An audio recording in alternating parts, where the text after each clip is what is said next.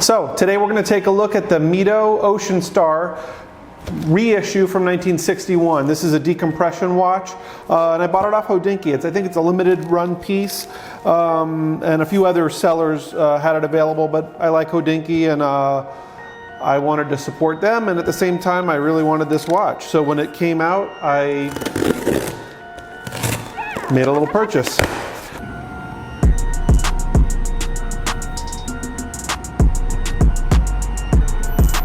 I'm going to keep this one in my personal collection, so I'm pretty anxious about receiving it.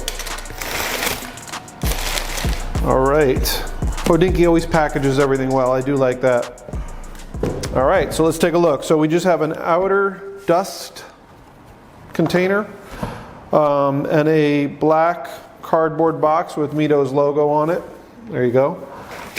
Inside of it, there's a really nice slightly suede textured black box, and let's take a look in here. So we have the watch, which has been covered in a protective plastic sheeting. There's a hang tag which just has the price on it, which is $1,250 US, and on the back it has its model number and serial number written on it as well. There's some more plasticky protective material. The pillow that the watch ships on. There's also two watch straps. So one of them here has a slightly rubbery texture, and one of them has it's a leather strap that has colorful stitching, and I'll get you some close-up shots of this in a second, but it's got some colorful stitching at the four corners, and this has a kind of a pale yellow color stitching on that strap, on the fabric strap. Let's see if there's anything below. Okay, so underneath that box there's a customer service manual, a chronograph booklet, I guess explaining how to use it, and a warranty card, and a Ocean Star Rainbow limited edition card, just letting you know that it's a limited edition piece.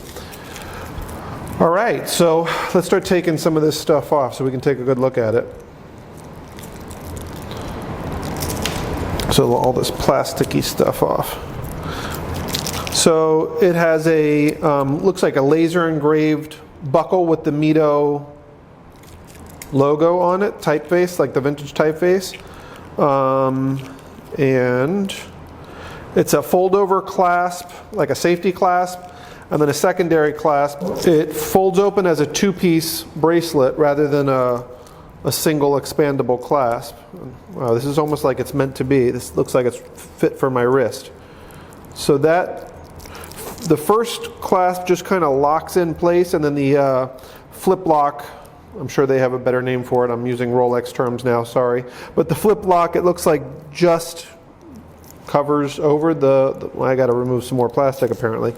Okay, so it looks like the flip lock snaps over and locks it into place.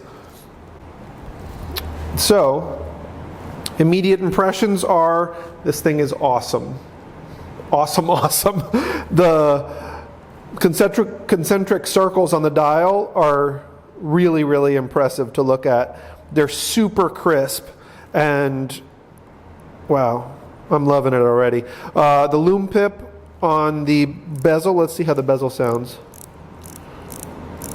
Okay, if you're expecting like Rolex or Omega quality clicking sounds, you're not going to get that, but it's perfectly pleasant. There's a lot going on the dial of this watch. It's just so impressive. I have a feeling I'm just going to stare at it for the next hour. It feels really nice on the wrist. So this like shark suit style diver's mesh bracelet it's really attractive and super comfortable on the wrist because it's so smooth. And it's got a lot of rotatability to it. Is that a word? Rotatability? I don't know. But it feels nice on the wrist. I want to wind it real quick just to see how the movement feels. Ooh, surprisingly nice. Very nice. Date wheel clicks over as it should. And it has a packing feature. That's nice.